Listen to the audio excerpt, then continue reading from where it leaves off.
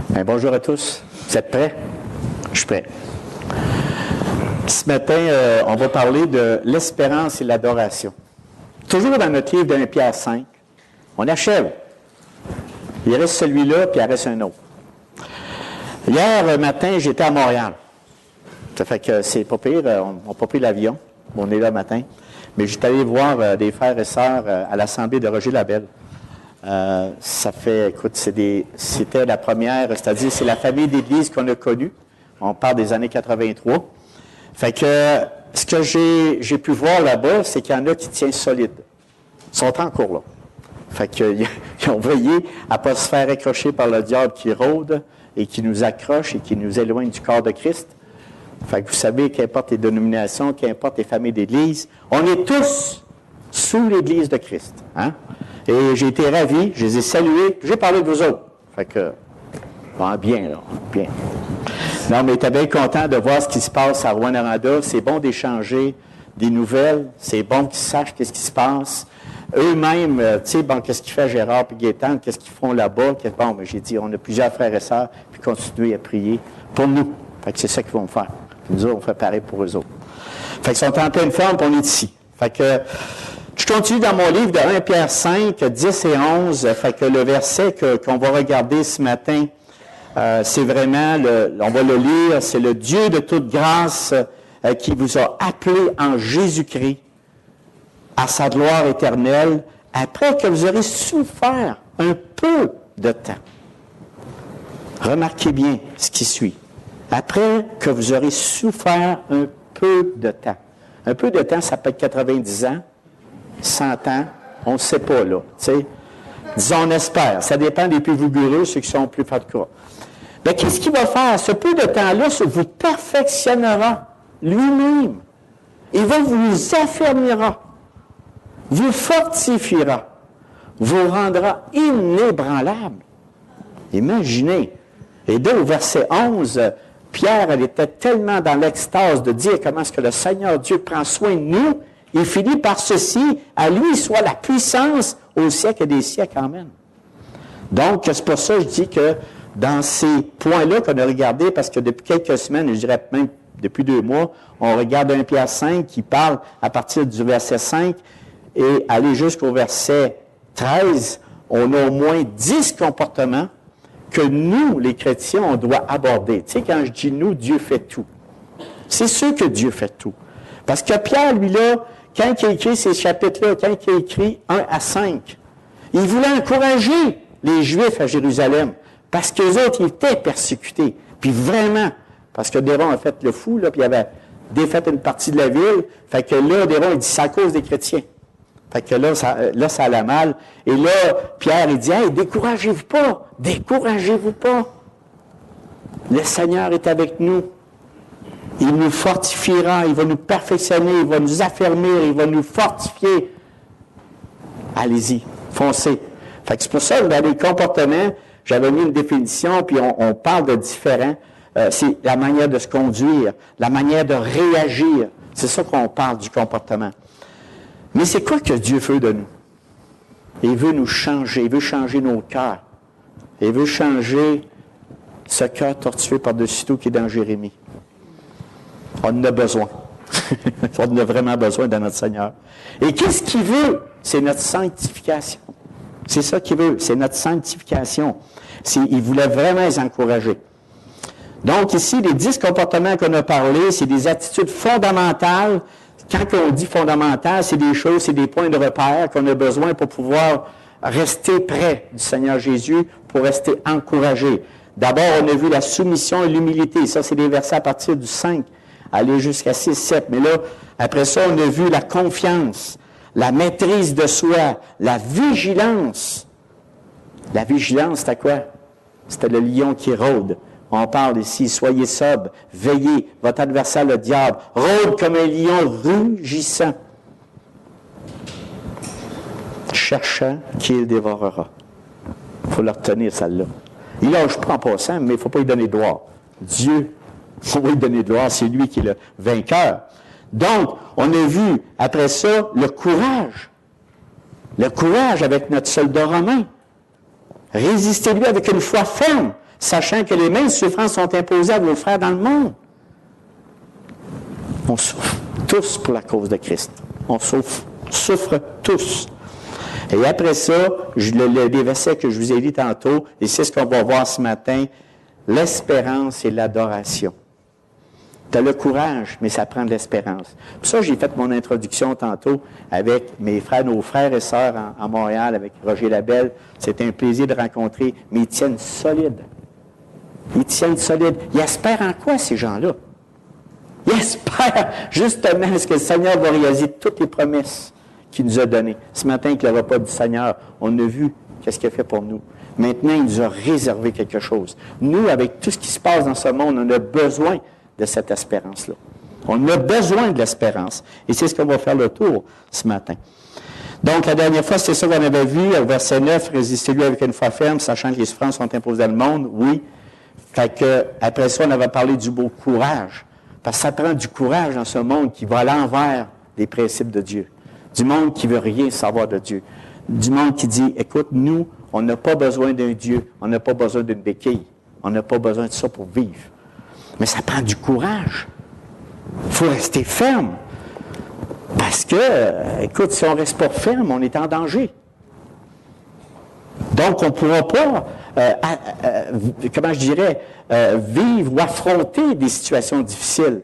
Donc, ça prend de l'ardeur, du zèle pour entreprendre quelque chose.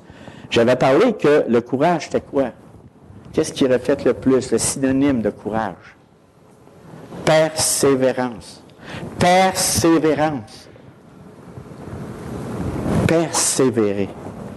Puis j'avais parlé aussi, ça sonne passé, là, oui, que la persévérance, c'est quand tu es dans une situation, puis que ça fait 20 ans que tu es dedans, peut-être 30, là, on te demande de persévérer. C'est là que tu t'aperçois que le mot persévérer prend un sens. Ça prend un sens. Vraiment. Parce que les batailles de la vie ne sont pas gagnées par les plus forts, mais par les plus rapides. Non, ni par les plus rapides, mais par ceux qui n'abandonnent jamais. C'est ça. C'est ça les plus courageux. C'est ça la bataille de la vie. C'est ceux qui n'abandonnent jamais, même dans l'adversité. Donc, définir du mot « résister », c'est vraiment prendre une position pour Christ, c'est de posséder, c'est de demeurer ferme dans sa foi, ses convictions, ses assurances, sa fidélité et sa persévérance. C'est tout ça qu'il faut regarder. Ça, c'est jour après jour, on doit alimenter notre esprit constamment à ces vérités-là pour qu'on résiste. Fait que vraiment, les deux, celui que je veux vous parler ce matin, les deux, c'est l'espérance. J'ai fait, dans le bulletin, c'est comme inscrit, on fait un petit résumé. En fait, Dieu nous offre une espérance extraordinaire et merveilleuse. Va dire Gérard, voyons. On le sait. Bien, vous savez, avec une bonne nouvelle comme ça, on a automatiquement, comme Pierre, un zèle pour adorer ce Dieu-là. Enfin, c'est ces deux choses-là que je vais vous parler. Donc,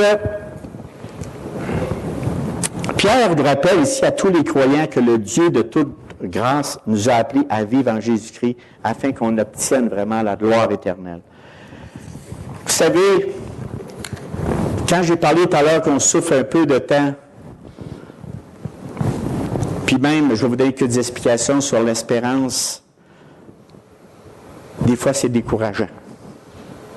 On est découragé. Puis je suis d'accord avec vous autres. Parce que j'en suis un. Donc, que parfois, dans des périodes de vie, ben, tu as le goût de lâcher. Tu as le goût de lâcher. Pourquoi? Parce que, pour toutes sortes de raisons. Parce que la vie, tu te dis, c'est tout ça la vie en Jésus-Christ? C'est tout ça la vie en abondance qu'on a avec Christ? C'est oui. C'est pour ça que Pierre a écrit ces versets-là, pour l'encourager. Tous les Juifs et tous les chrétiens de ce temps-là, il y avait peut-être des gentils aussi, c'est pas juste les Juifs, mais majoritairement, c'était des Juifs. Donc, qu'est-ce que l'espérance?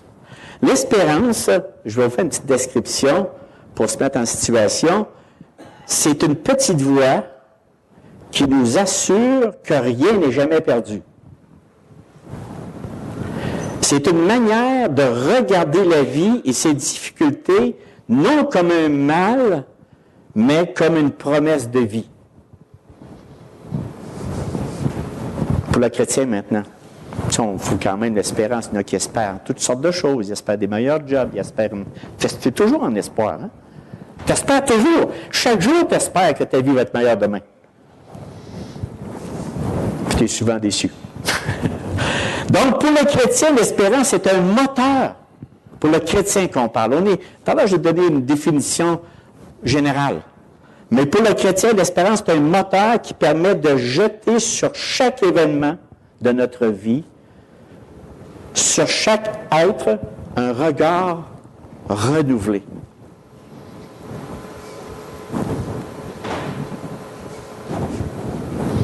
Chaque jour.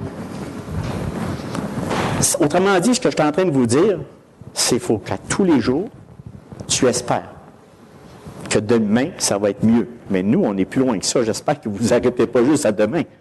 Il faut nous regarder beaucoup plus loin que ça. C'est mon but ce matin. Donc, Jésus a promis son retour définitif. Y croyez-vous? Ben, j'espère. Nous sommes donc habités par cette certitude qui transcende les moindres actes de notre vie. Ça veut dire là, que tout ce qu'on fait, tout ce qu'on touche, qu'il arrive un malheur, qu'il arrive quelque chose d'incertain, qu'il nous arrive quelque chose qui ne nous plaît pas, il faut le regarder à la lumière de Jésus-Christ, à la lumière de la parole de Dieu. Qu'est-ce que je dois apprendre dans ces choses-là? Chaque réalisation humaine pour le chrétien porte le signe que Dieu est proche. Tout ce qu'on voit, tout ce qu'on touche, l'injustice, qu'est-ce que c'est ça? Oui, mais il s'en vient. Il s'en vient. Il est proche. Il s'en vient. Vivre dans l'espérance, c'est accepter l'angoisse. Hey, là, tu charries parce que normalement, avec Christ, on ne voudrait pas souffrir. On voudrait être sur des roses. On l'est dans le fond, mais c'est parce qu'on ne le voit pas. Tu sais? C'est d'accepter l'angoisse, la souffrance, et en même temps, ce que le Seigneur nous demande, il dit, vis dans la joie. Aïe, aïe. Il dit, écoute. Il dit, là, tu me demandes non seulement de vivre avec l'angoisse et la souffrance, pas grave, on le voit, il faut voir ça positif avec le Seigneur Jésus, mais en plus, tu dis, il faut que je sois dans la joie. C'est assez, mais c'est comme ça pareil, parce que cette joie-là a grandi au fur et à mesure qu'on a cette espérance du Dieu vivant, cette espérance de l'au-delà, de la place qui nous est réservée. C'est ça qui nous anime. Donc, il y a une dynamique de l'espérance, il nous mobilise, elle nous fait avancer sans découragement. C'est ça, plus ton espérance c'est dans ton cœur, plus il est là, plus il est présent, plus tu es motivé. Plus tu es encouragé. Tu ne te décourages pas, tu es encouragé. L'espérance se nourrit de la foi. Et la foi se vivifie dans l'espérance. Je répète. L'espérance se nourrit de la foi. Constamment. Et la foi se vivifie dans l'espérance. En fait, espérance, foi, confiance et amour de Dieu, c'est tout, ça se conjugue tout pour nous permettre toujours d'aller plus loin. Toujours d'aller plus loin. Mais je vous le dis, ça prend l'espérance. Et d'être sereinement dans la certitude que tout chemin mène au Père. Avez-vous, ce matin, cette certitude que Jésus-Christ, le Maître, nous attend? J'espère. Ça en est toute une espérance. On vit dans ce monde de chair, mais il y a quelque chose de beaucoup plus grand que ça. L'espoir de vivre. L'espoir fait vivre. J'ai une petite histoire ici. L'espoir fait vivre. C'est comme un arbre de vie. Un arbre de vie, c'est une métaphore. On voit ça souvent dans l'Évangile pour le renouveau, le rafraîchissement, à la fois spirituel et temporel. Quand il n'y a plus d'espoir dans nos vies, on n'a plus de goût de vivre. Avez-vous remarqué ça? Quand tu es écœuré, là, on dit de vrais mots, là, tu as ton voyage. Tu n'as plus de goût de vivre. Mais on ne devrait pas être comme ça, nous, les chrétiens. On devrait stimuler, encourager. Donc, le proverbe 13-12, qui est un proverbe pour moi, très, très, très vivant, régulièrement dans mon esprit, c'est tout le temps là. Quand il arrive une épreuve, je regarde ça, puis je dis le verset qui est là. Un espoir différé rend le cœur malade. Mais un désir accompli est un arbre de vie. Un espoir différé. Voulez-vous être déçu? Non, mais tu as raison, Gérard. Il ne faut pas accepter d'être déçu, mais, tu sais, en fin du compte, c'est ça que je veux dire, c'est que cet espoir différé, on ne veut pas être déçu, justement, mais parfois, vous voulez. Veut pas, ça nous court après. Fait que là, à un moment donné, on dit, bon, regarde, il faut que cette espérance-là nous donne ce désir d'accomplir un arbre de vie. Parce que si tu restes sans espoir, tu vas être malade. Ton cœur est malade. Je vais vous raconter une histoire qui m'a fait vraiment réfléchir, puis cette histoire-là, c'est comme une sorte ça m'a fait, parce que ça prend une image. Je veux vous faire une image pour comprendre ce que je veux dire. C'est que ça porte à réfléchir sur le sens de nos vies. En 1988, Rosemary Johnson était violoniste à Wells National Opera. Disons que pas juste le violon comme ça, elle faisait partie d'un groupe professionnel, si on peut dire, dans la musique. Donc, son avenir s'annonçait très brillant. Et jusqu'à ce qu'un accident de voiture change tout. À son réveil d'un coma, le médecin l'informe qu'elle était à tout jamais entièrement paralysée. Et pour les 30 années suivantes, pas 2 ans, pour 30 années suivantes, le violon de Rosemary est demeuré silencieux. Puis l'histoire que je veux accrocher dans ce que je vous raconte, c'est pour vous dire des fois que dans notre vie, on vit des moments de silence. On vit des moments où on dit « Dieu, t'es où? T'es où, Dieu? Qu'est-ce que tu fais? » Et là, pendant 30 ans, le violon de Rosemary est demeuré silencieux, mais maintenant, presque 30 ans plus tard, grâce à une technologie de pointe, Rosemary recommence à faire de la musique en travaillant avec un logiciel spécialement conçu. Elle peut jouer des notes et des mélodies musicales simplement en fixant ses yeux sur différents points lumineux colorés sur son ordinateur. C'est assez pété, ça? Non, mais je trouvais l'histoire intéressante parce que je dis, pendant, tu sais, que tu as ça des tripes, là, tu veux jouer du violon, tu joues du violon, puis écoute, quand tu es rendu là à l'opéra, c'est parce que tu aimes le violon. 30 ans! Tu dis, Seigneur, qu'est-ce qui tu te poses pas des questions. Tu te poses pas des questions, tu dis, hey, je peux pas vivre. Puis là, tu dis, Dieu, t'es où? Souvent, dans notre vie, on est silent, on appelle ça le silence de Dieu. Pense pas que c'est pas qu'il n'y a pas un petit peu d'eau vive là-dedans là, pour qu'elle ait pu jouer à nouveau avec des yeux. Hey, je vous dis, moi, je t'aurais vu, je lisais ça, j'ai dit, waouh, j'ai dit, Dieu est un Dieu puissant, tu sais, pour mettre dans la tête des humains de construire un logiciel pour faire jouer du violon avec des yeux. En tout cas, tout va bien. Mais tout ça pour dire que parfois, on est le silence de Dieu. On est coincé. Puis là, on fait des prières, on n'arrête pas de prier pour changer notre situation. J'imagine pendant 30 ans, qu'est-ce qu'elle a pensé? Mettez-vous à sa place. Qu'est-ce que tu penses? Pendant 30 ans, tu dis, je jouais du violon, puis là, je ne joue plus. Où tu es, Dieu? On appelle ça le silence de Dieu. Puis là, on dit, Dieu demeure immobile, silencieux. Est-ce que Dieu a cessé de travailler? Est-ce que Dieu était absent? Non, loin de là. Loin de là. À la fin de son ministère terrestre, Christ rappelle à son Église, comme je vous rappelle ce matin. « Et voici, je suis avec vous tous les jours, jusqu'à la fin du monde. » Ouf! Quelle espérance! Quelle espérance! Je suis avec vous tous les jours, jusqu'à la fin du monde. On peut s'appuyer là-dessus. Ce verset nous rappelle vraiment quelque chose de vraiment important, d'extrêmement important, qui prend soin toujours de nous sans cesse, à tous les jours. Puis avant de monter au ciel, il nous a promis par le biais du Saint-Esprit qu'il serait avec nous tous les jours, sans exception, jusqu'à la fin du monde. Donc Jésus nous donne à la fois une promesse, une caractéristique de son caractère. Sa présence de Dieu et son activité dans nos vies est constante, même s'il y a du silence de Dieu dans nos vies. même si parfois c'est long, même si on souffre, attendez l'heure et le jour. En tout cas, il y a une chose qui est certaine, la fin de notre vie nous délivre. Mais durant ce temps-là de vie, ça peut prendre 20 ans, ça peut prendre 10 ans.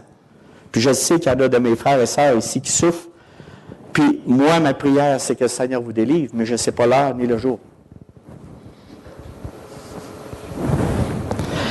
Et pourtant, tout au long de l'histoire, il s'est servi du silence. Prenons par exemple Job.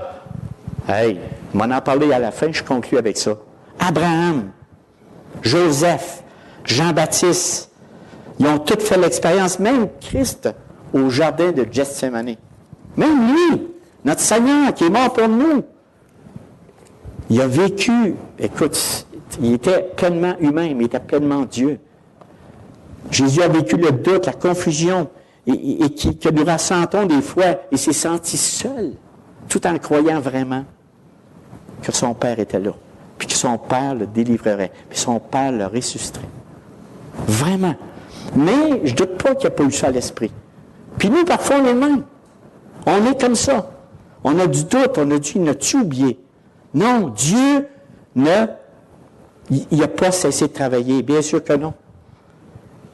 Parce que là, il est en train d'accomplir quelque chose d'extraordinaire. Et ça, le Seigneur, il savait. C'était notre salut, son œuvre la plus importante dans toute l'histoire.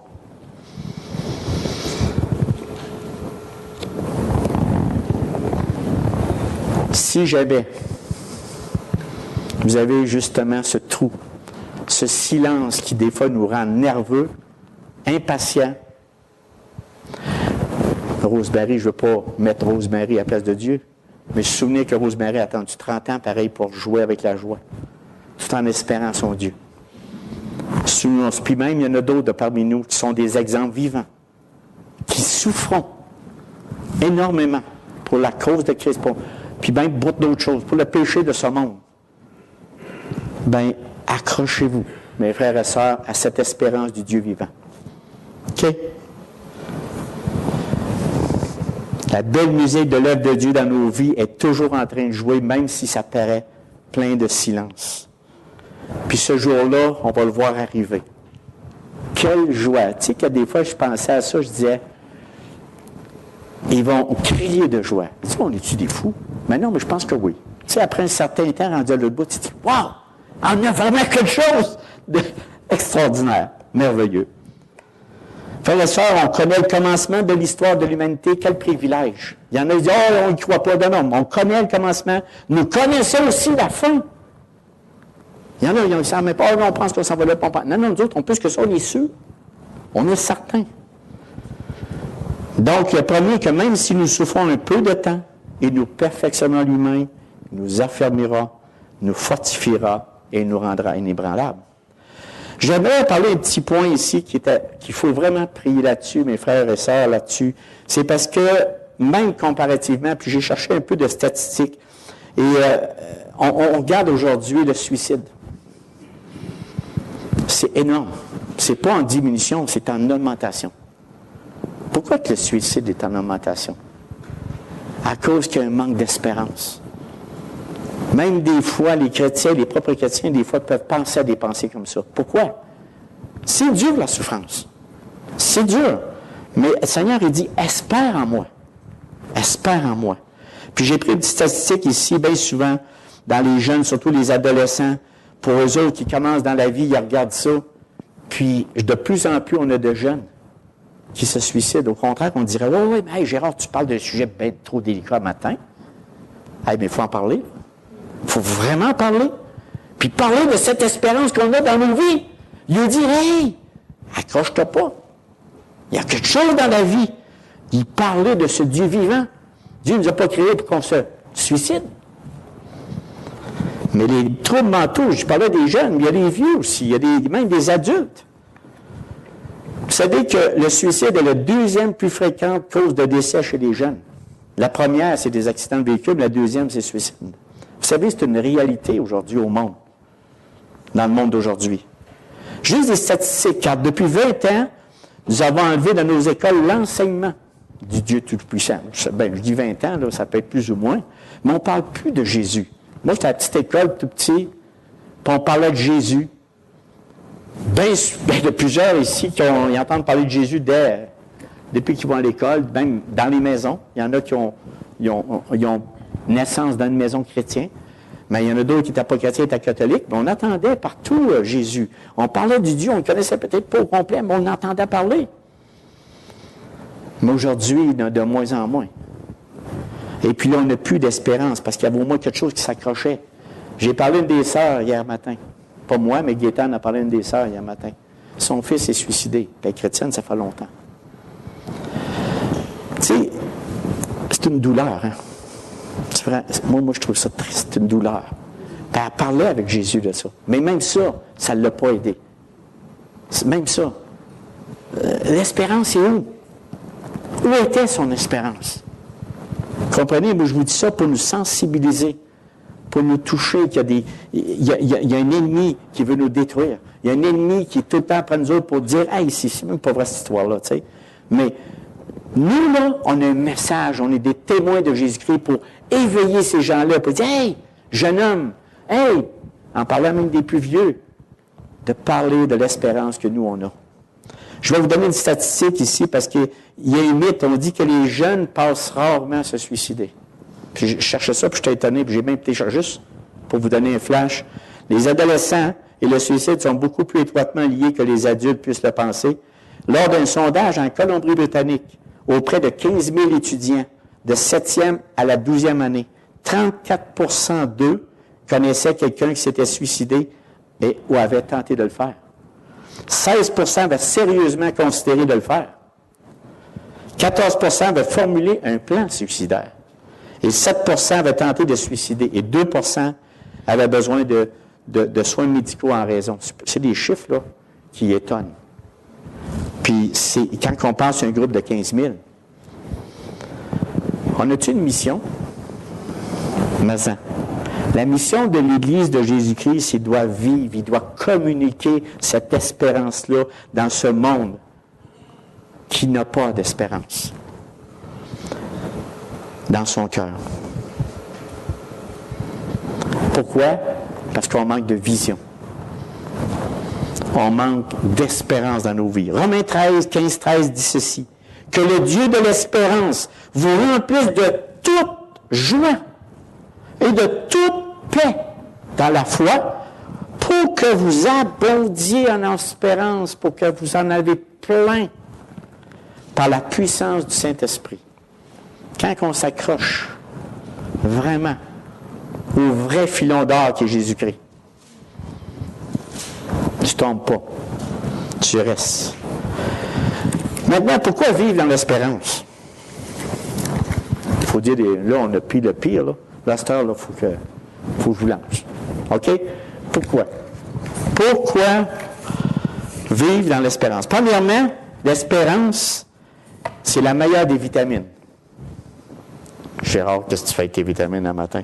Non, mais c'est le meilleur parce qu'on prend souvent des vitamines pour améliorer notre santé, pour des compensations, des choses qui nous manquent dans le corps. Fait que une Église là, qui est pleine d'espérance là, et que chacun de ses membres est bien dans sa peau, là, ça, là, c'est une grosse vitamine pour la société qui vit autour de nous. Parce que chaque chose est appréciée, chaque petite victoire est merveilleuse et extraordinaire. Parce que pourquoi? Cette Église qui comprend ce que c'est l'espérance, qui l'a vraiment mis dans son cœur, c'est un reflet de notre Seigneur Jésus-Christ. On est des reflets. On est vraiment des êtres qui vont donner. Vous allez dire là, Dieu va donner. Mais nous, on est là pour ça, c'est notre mission. On peut la communiquer. Même si on est dans l'anxiété et dans la souffrance. C'est pas drôle, hein? Mais on peut le faire. Parce qu'il y a des personnes qui, moi, des fois, je regarde, j'ai dit, je serais découragé à sa place. Puis là, ils m'encouragent. Des paraplégiques, des personnes qui disent, voyons donc, j'ai dit, ils prennent la vie. Je parlais avec la femme de Pierre Duguay me disait, à un moment donné, Pierre Duguay, c'était un des frères à Montréal, il me disait, il dit, ma femme se mourait parce qu'elle est décédée. Mais il dit, à chaque fois que j'allais la voir, il dit, elle était tout le temps en train de m'encourager. Moi, je voulais l'encourager. C'est le contraire. J'en sortais de là, plus pépé j'étais avant, puis moi, je pensais que je voulais la pépé, mais c'est elle qui était pépé, parce qu'elle avait une espérance. Ma femme, c'était évident. Ça crevait les yeux, qui avait une espérance à son Sauveur. Elle savait ce que ça en allait. Il n'avait pas de problème. Donc, dans des temps où souvent du mal à trouver des raisons d'espérer, il faut mettre cette confiance-là, qui sanctifie, cette confiance en Jésus qui nous sanctifie nos vies jour après jour. Par quoi? Par la parole. C'est elle qui nous donne l'espérance. Donc, 1 Pierre 3,15 dit ceci. Est-ce qu'on est prêt à partager ça au monde entier? Il dit ceci. Mais sanctifiez dans vos cœurs Christ le Seigneur, étant toujours prêt à vous défendre avec douceur et respect devant quiconque vous demande raison de l'espérance qui est en vous. Dieu appelle toute sa création à avoir une relation avec lui. Et en nous donnant son Fils, il établit une alliance avec nous. En nous donnant son Fils Jésus-Christ, afin que nous ne mourions pas dans nos péchés, mais que nous soyons purifiés par son sang, lavés de tous nos péchés, passés, présents et futurs. Ça ne veut pas dire qu'il faut que tu pêches Dieu. Je n'ai pas de licence que je viens vous donner là. Mais c'est de voir qu'il va s'occuper de tout ça, toute notre vie. Pour Dieu, l'espérance s'exprime en deux mots. L'amour et la fidélité. L'amour, c'est Dieu est bonté, bienveillance, débordant pour prendre soin de nous. Et deuxièmement, Dieu est fidèle. Y croyez-vous? Oui, il est fidèle. Et il n'abandonnera jamais ceux qu'il a appelés à entrer dans sa communion. Ayons cette confiance. Croyons-nous de tout notre cœur cette espérance merveilleuse. Oui, je l'espère pour vous autres parce que vous avez les meilleures vitamines qu'il n'y a pas. OK? L'espérance, c'est le meilleur stimulant.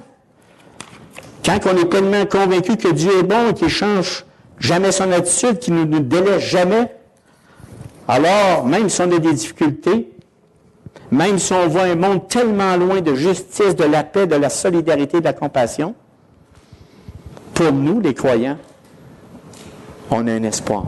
Ce n'est pas une situation définitive. C'est quelque chose, le monde va passer. Nous aussi. Mais on a quelque chose de très bon qui s'en vient. Gardons ça dans l'esprit. Souvent, on prend l'espérance pour des promesses. C'est une notion de promesse toujours plus grande. Par exemple, quand Dieu dit à Abraham, ça fait longtemps cette promesse-là, hein? Il a dit, je te bénirai, dit Dieu à Abraham, et par toi se béniront toutes les familles de la terre. Nous, en sachant qu'on est l'Église de Christ, ça doit stimuler l'espérance qu'on a en notre grand Dieu. On doit se stimuler les uns les autres. Pas en défaitisme. Ah, cette Église-là. Non, l'Église de Christ, elle est encouragée, motivée. On va dire, à l'éclate, là, quoi. Plein d'amour, c'est ça qu'on se pourrait faire. Hein? Pourquoi? Parce que dans Hébreux 11.1, il dit « Or, la foi est une ferme assurance des choses qu'on espère. » J'espère que vous avez ce fondement-là. Vraiment. Parce qu'il y a beaucoup d'hommes qui sont morts, des hommes. Moïse et tous ces hommes de foi, qu'on parle de Hébreux 11.1, ils nomment une panoplie de personnes qui croient. Mais ils sont morts. Mais ils sont morts tout en ayant en tête le plan divin, l'espérance du salut, toutes ces choses-là. Donc, l'espérance, c'est le meilleur pulvérisateur.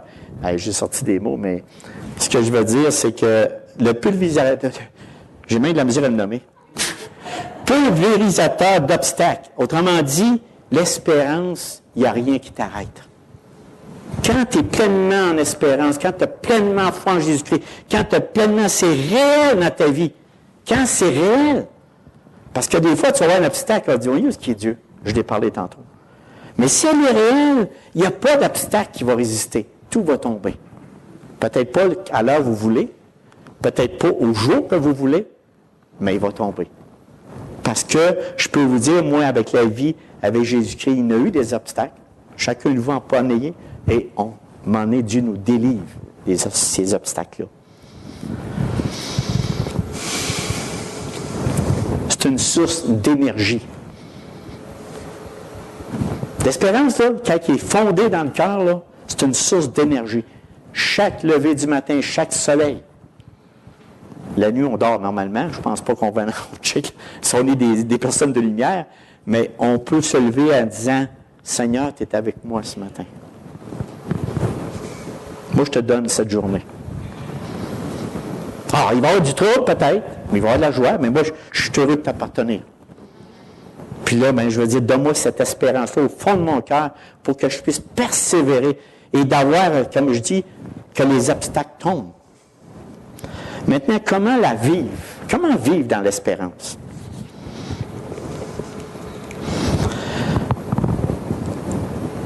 Je pense à Abraham encore.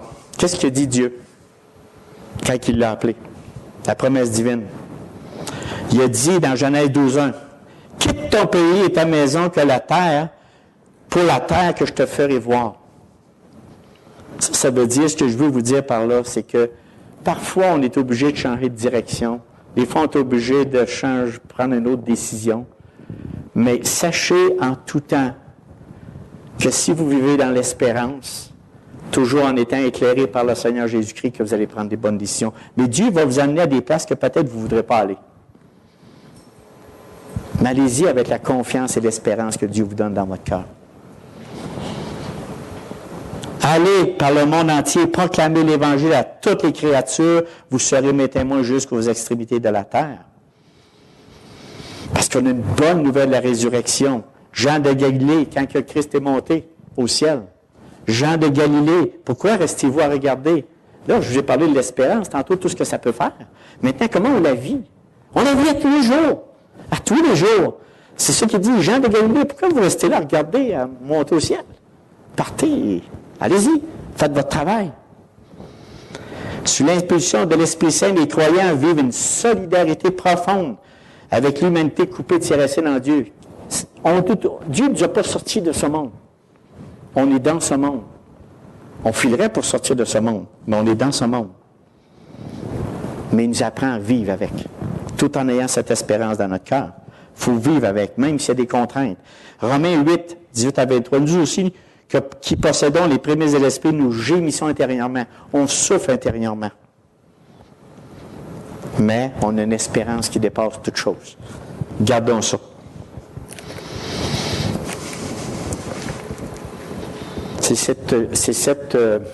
Quand on gémit, on se tortille, non? En tout cas, je voulais juste dire que si on vit pleinement, puis on est convaincu des promesses de Dieu, puis même si on a du silence, comme j'ai dit tout à l'heure, le silence de Dieu pour un certain temps, ça ne veut pas dire qu'il ne fait rien. Continue à persévérer. Je me répète parce que c'est important, parce que souvent on a des silences dans notre vie et Dieu ne nous abandonne pas. Parce que, même si nous souffrons pour un peu de temps, rappelons-nous toujours ce qui est écrit dans 1 Pierre 5, verset 10. Le savez-vous tout par cœur? Oui. On le répète-tu? Non. Le Dieu de toute grâce qui vous a appelé en Jésus-Christ à sa gloire éternelle, après que vous aurez souffert un peu de temps, il va vous perfectionner, il va vous affermir, vous fortifiera et vous rendra inébranlable. C'est une parole puissante. Accrochons-nous à cette parole. Quand on est découragé, puis on n'a plus d'espoir, accrochons-nous à cela. Notre espérance aussi, elle doit être renouvelée. Puis la façon de renouveler notre espérance, c'est comment? C'est toujours se confier à l'Éternel, sans cesse. Vous voulez garder l'espérance du Dieu vivant?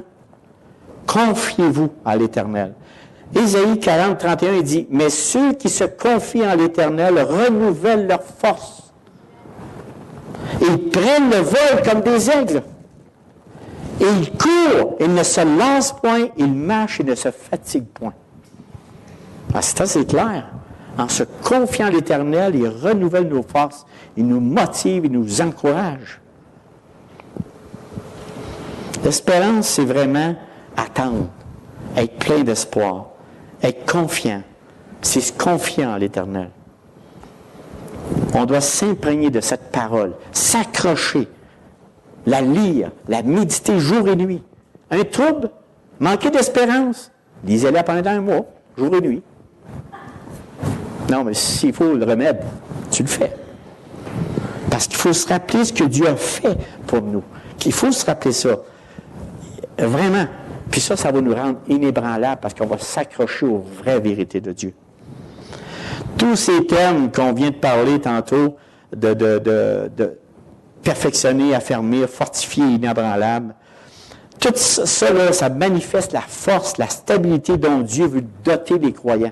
Il veut vraiment que ces croyants soient accrochés à ça pour cette guerre spirituelle. Est-ce qu'on vit dans une guerre spirituelle? Absolument. C'est lui qui dit qu'il ne vit pas, là. En tout cas, j'ai des doutes, là. Il vit. On vit ça. Puis, je me répète, on dit tout le temps, à un moment donné, dans ces doutes-là, quand ça nous arrive, où es-tu, Seigneur? Mais il est toujours là. C'est nous qui se sommes éloignés. C'est nous qui s'éloignons du tronc. C'est nous qui s'éloignons de sa parole. Notre espérance doit être conservée et défendue. Ça veut dire que viens pas m'enlever mon morceau, hein? Viens pas me l'enlever. Quand tu as quelque chose de précieux dans les mains, tu ne donnes pas à n'importe qui. Tu le gardes. C'est précieux. Il y a de l'opposition. Ah, mais ton Dieu, garde-toi, garde ta misère. Hein? Tu vois pas que tu es malheureux, là, ça fait des années. Ça fait une couple de mois, là. Je pense tellement à Job. Job, qui était un homme juste. Il dit, garde mon homme, il dit. Garde, il était fidèle et juste devant l'Éternel. Job, as-tu lâché? Ses amis étaient après lui. Il ne lâchait pas. Job, t'as péché. C'est pour ça que tu es dans le trouble. Non, je n'ai pas péché. Oui, garde. Là, Job était confus. Perdre sa maison, ses bêtes, tous ses enfants, c'était pas si pire. Même sa femme a dit maudit. Maudit Dieu meurt. Ben, ça c'est, as-tu besoin de te conserver? As-tu besoin de... Hey, wow! Il dit ça là, il dit, ouais, Job, t'es fou. Regarde tout ce que tu viens de perdre. Maudit Dieu, il meurt. Là, tu es là, tu fais quoi, toi?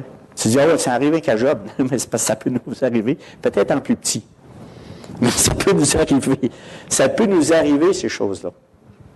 Mais Job, il a dit, Satan était voir le Dieu, puis il dit, hey, touche la peau. Nous autres, c'est la maladie, là. Une maladie incurable, la lèpre ou des choses comme ça. Nous autres, c'est peut-être pas la lèpre, le cancer, qu'importe. Puis tu vas voir qu'il va maudire Dieu. Il ne l'a pas fait. Il ne l'a jamais fait. Il a résisté, il a conservé, il a défendu, il dit non. Le Dieu est tout-puissant. Je demeure avec lui. Je demeure avec lui et je ne lâcherai pas. Qu'est-ce qu'il a dit à la fin? À un moment donné, tu arrives au bout, puis là, Dieu a commencé à parler au chapitre 38, aller jusqu'au chapitre 41. Puis là, il a tout déblatéré ce qui était. Tout était Job quand j'ai fait la terre. Qu'est-ce que tu as fait? Puis, oui, il y en a 3 chapitres, 4 chapitres, qui parlent de ce que Dieu, le Tout-Puissant, il est. Job, à la fin, qu'est-ce qu'il a pu dire? Job, à la fin, il n'a pas pu dire, il dit, Job répondit à l'Éternel, je reconnais que tu peux tout et que rien ne s'oppose à tes pensées. Quel est celui qui a la folie d'obscurcir mes desseins? Oui, j'ai parlé sans les comprendre. C'est un homme juste, droit devant l'Éternel. Des merveilles qui me dépassent et que je ne conçois pas. Écoute-moi et je parlerai, je t'interrogerai et tu m'instruiras. Mon oreille avait attendu parler de toi. On a entendu parler de Dieu. Mais maintenant, mon œil t'a vu. Est-ce qu'on est comme ça? Est-ce qu'on peut dire ça comme Job? Maintenant, mon œil t'a vu. Hein? Lui, il avait vraiment l'espérance ancrée dans son âme. Totalement. Et il pratiquait, mais sanctifiez dans vos cœurs le Seigneur, étant toujours prêt à vous défendre avec douceur et respect, quiconque vous demande la raison de l'espérance qui est à vous. Vous n'auriez pas été perturbé par vos amis à se faire parler comme ça. T'as péché, mon Job, puis puis tu ne lâches pas. Pendant, jusqu'à temps, puis lui, il fait piteux. Il n'a pas lâché. Il a conservé ce que le Seigneur avait. Maintenant, je veux parler du dernier item qui clore le message ce matin. Parce que, imaginez, Pierre, il venait d'encourager tous les Juifs de Jérusalem. Il voulait lui donner de l'encouragement, espérer dans le Seigneur Jésus, parce que vous avez quelque chose d'extraordinaire à la fin. Et là, il était tellement en extase, parce que j'ai dit, qu'est-ce que je vais dire sur ce verset-là? Mais il y a un petit verset, il a l'air peut-être pas grand-chose, là, mais à lui, la puissance au siècle des siècles était « Wow! Wow! Quel Dieu merveilleux que tu es! » Ça, là, il venait de voir, en écrivant ça, sa gloire éternelle, la puissance du Dieu vivant. Il a exprimé pleinement, nous, là, au travers des épreuves, en ayant cette espérance-là, ayons la même attitude que Pierre a eu quand il parlait de ça, quand il pensait ce que Dieu fait dans nos vies, qui nous rend inébranlables, qui nous affirme, qui nous garde, qui nous fortifie. Il ne doit rien, Dieu. Puis il fait tout ça parce qu'il nous aime. Il nous aime d'un amour qu'on ne peut même pas comprendre.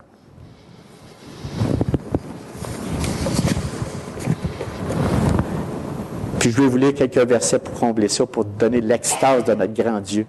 1 Pierre 1, 3, 4.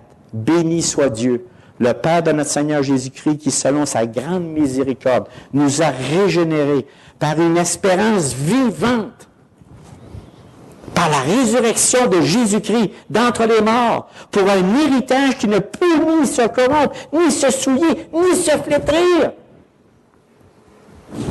Je jouis, moi, là. C'est incroyable. Il vous est réservé dans les cieux. C'est pas extraordinaire. 1 Pierre 2, 9. Vous, au contraire, vous êtes une race élue, un sacerdoce royal, une nation sainte, un peuple acquis, afin que vous annonciez les vertus de celui qui vous a appelé des ténèbres à son admirable lumière.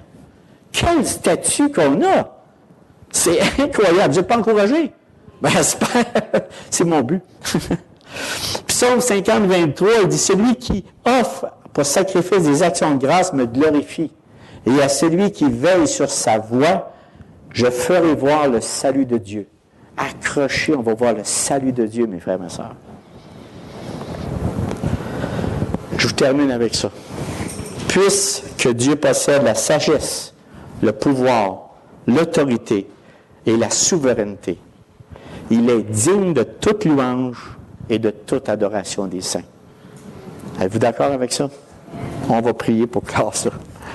Seigneur notre Dieu, tu es un Dieu puissant, plein d'amour. Plein d'amour et ma prière et tous mes frères et sœurs ici, c'est qu'on sorte ici encouragés par ta parole, qu'on puisse vraiment mettre ça profondément dans notre cœur, que tu es l'espérance de nos vies. Tu es vraiment celui qui nous a rachetés, tu es celui qui nous a libérés de nos péchés pour le restant de nos jours. Quel beau plan divin! On veut t'en remercier du fond du cœur et vraiment, on veut vraiment être en extase comme Pierre et dire à toi la gloire pour les siècles des siècles. Merci Seigneur pour cette journée, cette paix, et on te remet tout entre tes mains, dirige-la par ton plan, veut dire par ton Esprit Saint, afin qu'on puisse encore davantage être affermis. Au nom de ton Fils Jésus. Amen.